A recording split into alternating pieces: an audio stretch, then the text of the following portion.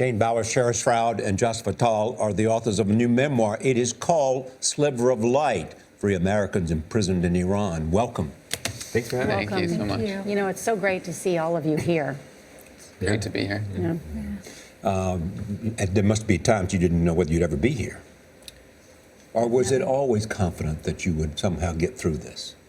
No, there were times when we didn't know if we would get out, if we'd ever come home or see our families again.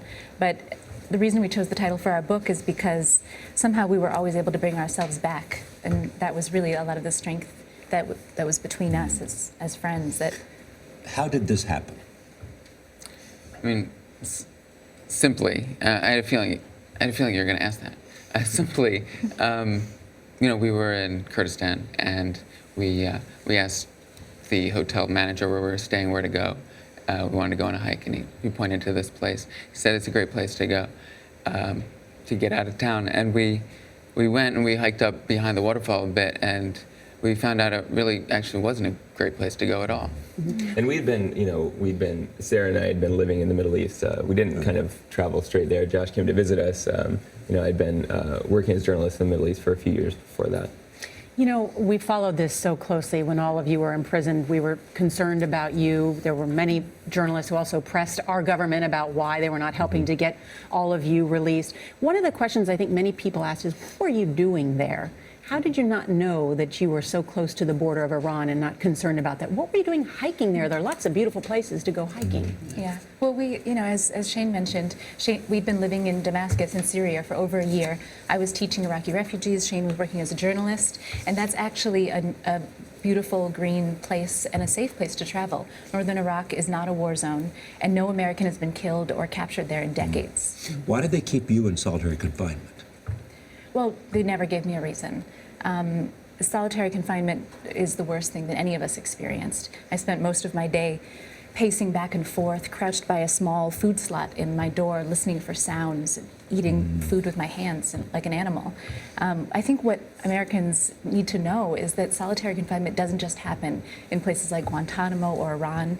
It's a widespread practice in our own country. The UN has condemned it, and it's not just used against violent criminals. It's often used for petty offenses for years or decades. What does it do to you? It takes a very harsh toll. I hallucinated. I had panic attacks where I screamed and beat at the walls. Mm-hmm. The two of you, though, maintained a sliver of light, and part of it was because of your relationship. In fact, tell us about this thread that kept many of your hopes alive. Sarah and I had been together for a few years before that, and when I was in solitary confinement, I really thought about what was important, the most important to me. It became very clear when everything was taken away from me, and I knew that I wanted to be with Sarah for the rest of my life and have something also to look forward to when we got out. And and I think in many ways we were very lucky. Josh and I spent 2 years in prison, but a lot of people, around the world go through a similar situation. They are imprisoned unjustly, don't go to trial. Even here, we have people, for example, in Guantanamo Bay that haven't gone to trial for many years, some at least 10 years, and we, as a country that believes in justice, needs to kind of apply this everywhere. Just to close the loop on that, you used that thread then as to propose to her as an engagement while you were in prison. You believe that the Iranians thought you were guilty of something? On the way down from the mountain, we went to a police station immediately. And I remember there was a man outside that police station who knew when he heard about us, he started kind of crazed, and he was saying, "Americans, do you know what America has done to these Iranians?" And he was talking about these Iranians who spent two years, and he went on, and I thought, well, yeah, he was 2 years in prison. And I thought, well, I'm not gonna be caught up in a political mess between these governments and have anything to do with these 2 years. Little did I know. And so our interrogators, after looking into us, did they think you were CIA operatives or spies? At first, it was like, who are these people who are near our border? They were wondering. But after a little interrogation, they realized we weren't. And they told us that they knew that we weren't spies. And then why? Oh, they told you that? They did. After about a month, they told us they knew we weren't spies, but that our situation had become political, and it would take, our governments would have to work it out. And then it wasn't until the Sultan of Oman paid your bail that you were released. Why did he pay the bail? Well, the Omani government has long served as kind of a mediator between the Iranian government and the U.S. government, and they've played a constructive role in the region.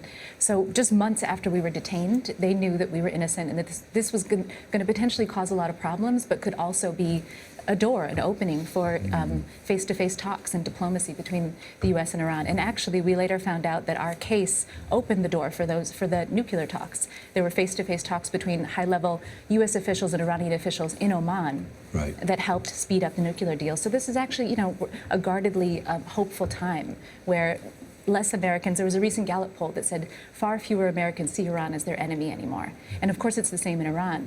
We know that better than almost any Americans because in the prison, the other political prisoners treated us with so much kindness and love. And that's oddly the thing, the Iran we see is death to America, death to Israel, those chants. And even in the darkest place of the prison system, I was able to get glimmers of many other Irans of people throwing candies into my cell, guards even saying they're praying for my release. So the complexity of it is a lot more than sometimes we see. It is often said sometimes that the governments that hate us the most, the people like us the most. Well, thanks to all of you. We certainly were so worried about you while you were there. I'm glad to see you here. Thank you. Thanks so much. And A Sliver of Light goes on sale tomorrow.